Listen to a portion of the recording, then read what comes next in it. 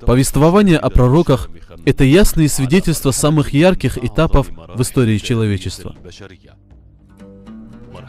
отмеченных ниспосыланием величайших мужей, избранных Всевышним для того, чтобы доставить людям послание единобожия и добра.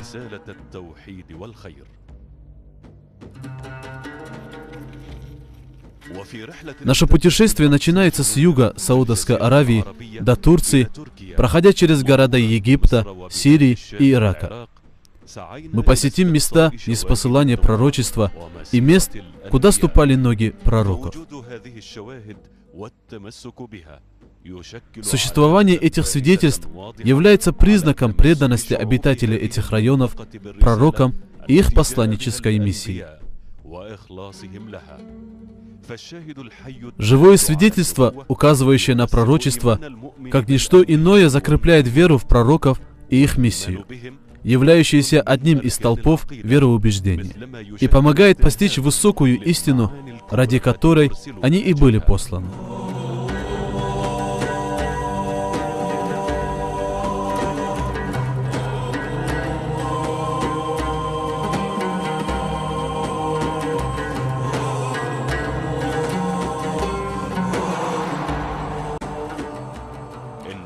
Мы совершим вместе с вами путешествие по земле пророков, проследуем по их пути и ознакомимся с историей наставления человечества.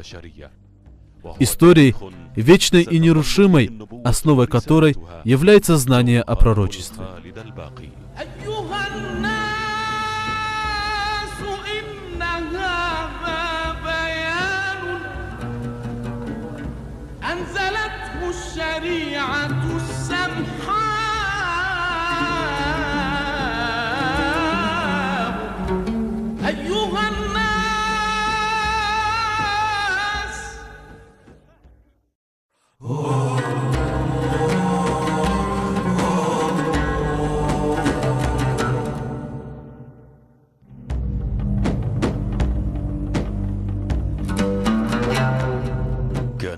На земле все было готово к принятию нового существа, созданного Всевышним Аллахом для того, чтобы населить эту планету.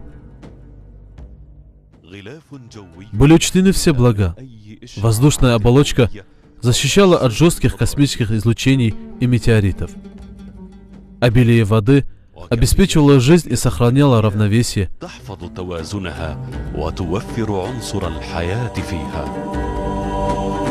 وقدر فيها الخيرات كلها من غابات وحقول توفر لساكنيها ما يحتاجون إليه من غذاء. Леса и поля снабжали необходимым питанием, теплом и одеждой, соответствующими атмосфере Земли и пригодными для человека, созданного из этой земли для того, чтобы он жил на ней и вернулся в нее после смерти.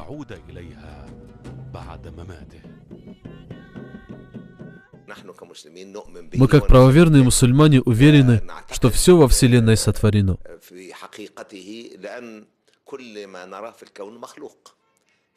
Творением является и Адам, так же, как небеса и земля, как до него животные, а до них растительность.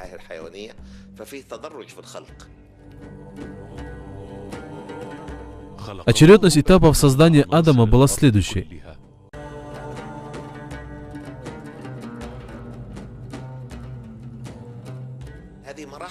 Сначала увлажненная водой земля стала глиной. Через некоторое время глина подверглась гниению и видоизменилась, приобретая вид черной массы с неприятным запахом. В дальнейшем она превратилась в гончарную. Наблюдая за тем, что происходит с человеком после смерти, можно убедиться, что он проходит эти этапы в обратной последовательности. Создание было названо Адамом, так как сотворено из покрова земли, ее лица. Но покров сам по себе не имеет души, и поэтому Всевышний Аллах вдохнул в него душу.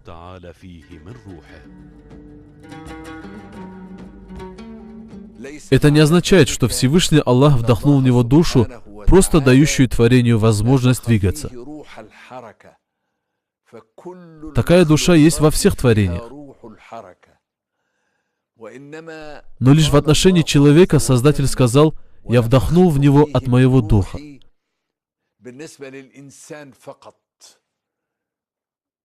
Что это за душа?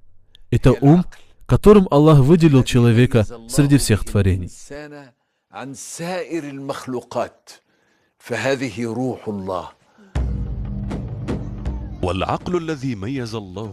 Под таким умом подразумевается воля и свобода, способность добывать знания. Благодаря данной силе, вложенной Всевышним в это свое творение, оно превосходит ангелов, которые совершили ему поклон по велению Аллаха. Всевышний поведал нам, что в то же время эта способность явилась причиной зависти и вражды со стороны других творений, обитавших во вселенной джиннов и во главе их Иблиса. Те увидели, что новое творение своим умом, знанием и волей превосходит всех остальных, в том числе и их самих. Способность приобретать знания, отличающая Адама от джиннов и ангелов, описана Всевышним Аллахом в благородном Коране на примере обучения его всем именам.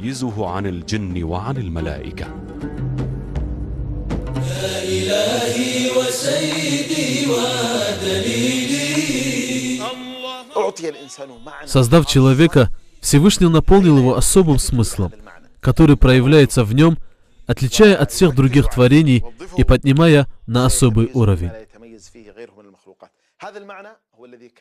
Человек является носителем знания о пути Аллаха, наследником пророчества, наместником на земле, где все сотворенное создано лишь для того, чтобы служить ему.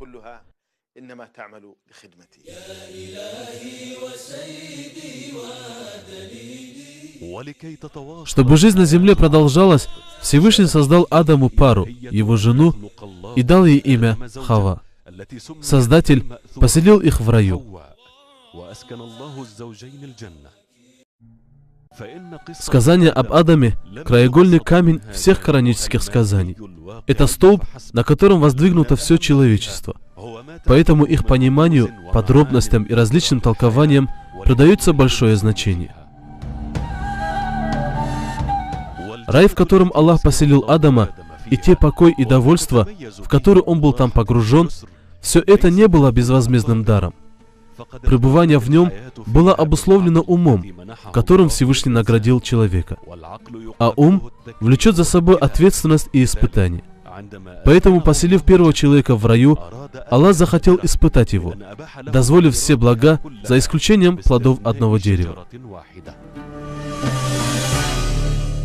«О Адам, ты и жена твоя живите в раю. Все деревья вам дозволены, за исключением одного. Не приближайтесь к этому дереву». В этом заключалось испытание наших прародителей. Для каждого человека вся его жизнь — это испытание, по итогам которой он получает рай или низвергается в ад. Затем началась борьба с нафсом. Для того, чтобы прояснить тайну запрета и с наущениями шайтана, подталкивающего человека к ослушанию своего Господа. Эти борьба и противостояние неизбежны для каждого сотворенного Аллахом с целью сделать его наместником на земле, таким образом, каким решено Всевышним.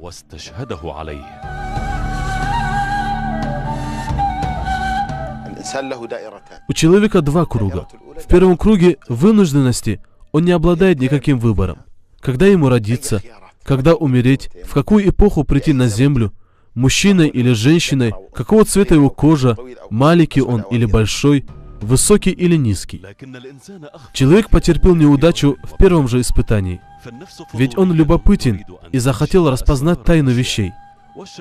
А шайтан подстрекал его и внушил, что за запретом скрыто лишение его вечности, который тот странно желает. И произошло то, от чего предостерегали. Человек впал в ослушание.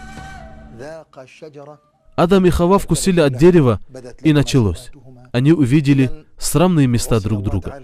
Первым ослушанием Всевышнему было отказ совершить земной поклон, а вторым — вкушение Адамом от дерева. Аллах приводит человеку доказательства, доводы и аргументы в нем самом и в окружающем его мире. не спосылая пророческие чудеса и откровения. Он доказывает, что путь ослушания ведет к несчастью в этой жизни и гибели в жизни вечной. А тот, кто продолжает идти по этому пути добровольно, получает заслуженное наказание. И Всевышний Аллах об этом знает. Однако проступок, совершенный Адамом при первом же испытании, носил временный характер, напрямую связанный с его исходом.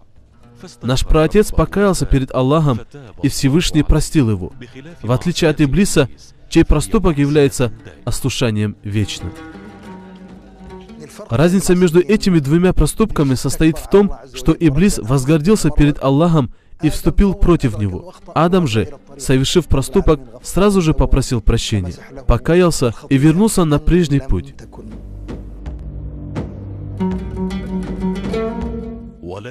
Но человек должен отвечать за свои поступки. В данном случае результатом ослушания стало лишение Адама и Хаввы покоя и изобилия, погружение в жизнь, полную несчастий и испытаний. Они были выведены из рая и расселились по земле. Божественное испытание явилось средством для обучения избранных из числа рабов Всевышнего Аллаха.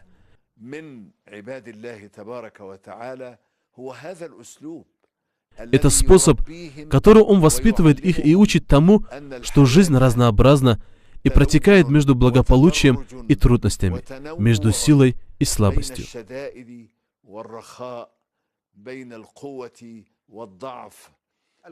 Ошибка — это закон для всех детей Адама. Даже пророки и посланники ошибаются. Если бы вы не совершали грехов, Аллах уничтожил бы вас. Этот символический аспект повествования об Адаме, не говоря уже о реальной стороне, дал кое-кому основание утверждать, будто грех праотца человечества перешел ко всем его потомкам. Со временем это вылилось в концепцию первородного греха. Но ислам в отношении этого проступка занимает ясную, однозначную позицию.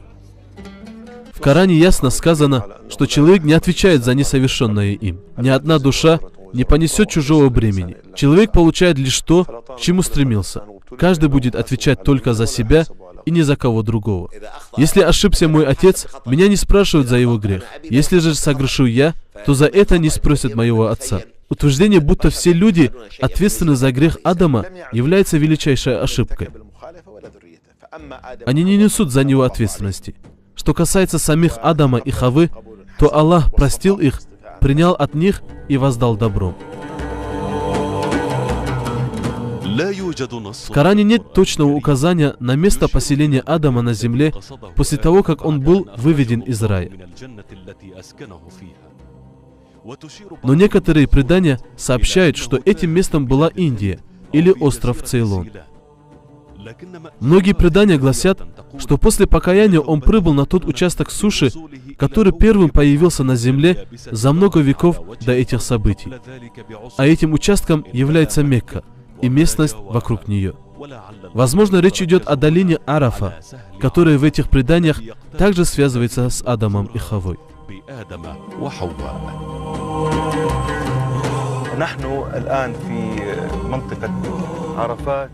Мы находимся в районе Арафа, одном из важнейших мест хаджа. Хадж — это Арафа. Говорят, что эта местность получила свое название из-за того, что именно здесь встретились Адам и Хавва.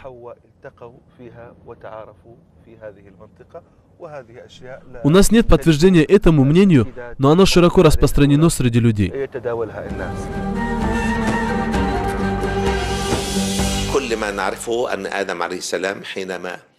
Все, что мы знаем, Адам, алейхиссалям, будучи выведен из рая, остановился в благочестивой Мекке и встретился с нашей праматерью Хаввой на горе Арафа, названной так благодаря этой встрече.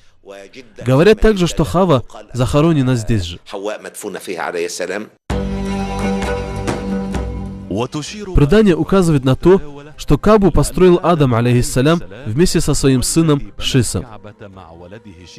Или же ее возвели ангелы, что в последующем она была разрушена и оставалась в таком состоянии до тех пор, пока не пришел Ибрахим, алейхиссалям, которому Аллах повелел отстроить ее. Таким образом, наиболее ярким следом пребывания на земле Адама, алейхиссалям, является Кааба. Это величайший и древнейший из памятников такого рода.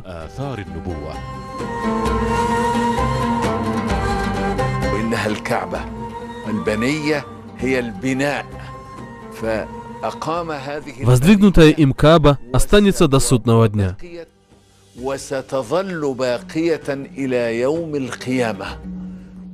Это самый долговечный след человека на земле. Первая запись в его книге «Созидание, прогресса и достижений».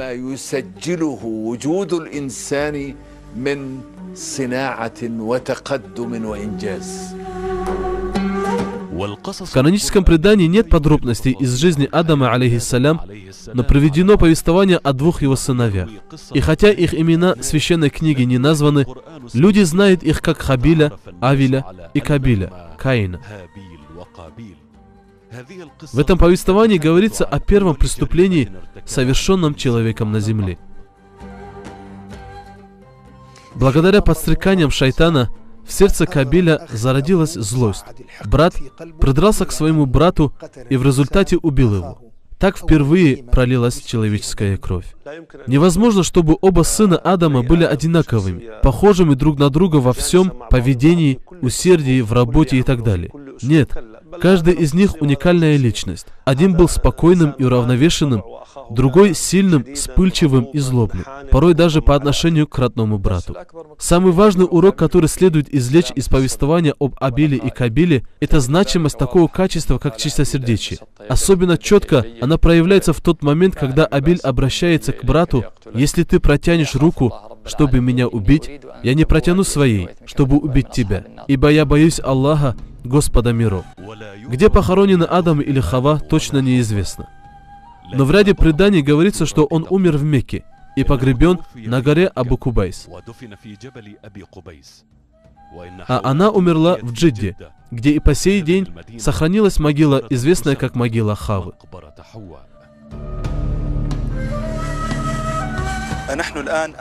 Мы стоим перед могилой нашей праматери Хавы в городе Джидда.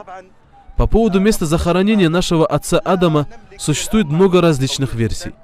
Одни говорят, что оно находится в Индии, другие утверждают, что в иных местах, но точных данных не сохранилось. Но в отношении Хавы разногласия нет. Все сходится в том, что она покоится здесь. Вот кладбище, именуемое кладбищем Хавы.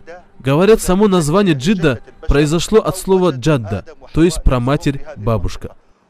Это место может быть могилой нашей праматери Хавы, так как расположено недалеко от Мекки. А все мы знаем, что Адам и Хава имеют отношение к Мекке и Арафе. Вот это кладбище, оно находится в центре Джидды, недалеко от моря. Это направление на запад к Красному морю, то на восток, благочестивой Мекки. Здесь восточная часть Джидды.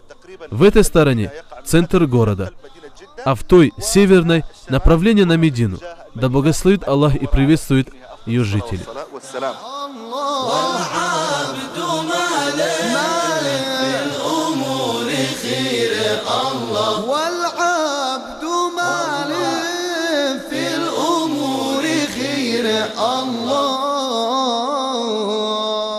В мировоззренческом плане в истории об Адаме особый интерес представляют вопросы, касающиеся его пророчества, поднимаемые в книгах по тафсиру и некоторых других старинных и современных источниках. А именно, был ли он пророком и посланником? И если да, то кому он был послан? Адам, алейхиссалям, был посланным пророком. С ним говорил Всевышний Аллах, а обращение Всевышнего к человеку – один из признаков пророчества. Кроме того, Аллах сказал: «Затем его Господь избрал его». А это также может относиться лишь к пророкам. Он был послан к своим детям. Так как у него не было племени, он призывал свою семью. Во время Адама еще не было народов, поэтому он являлся посланником к своей семье, своему потомству, сыновьям и дочерям. Он был послан к ним, Он первый посланник и пророк.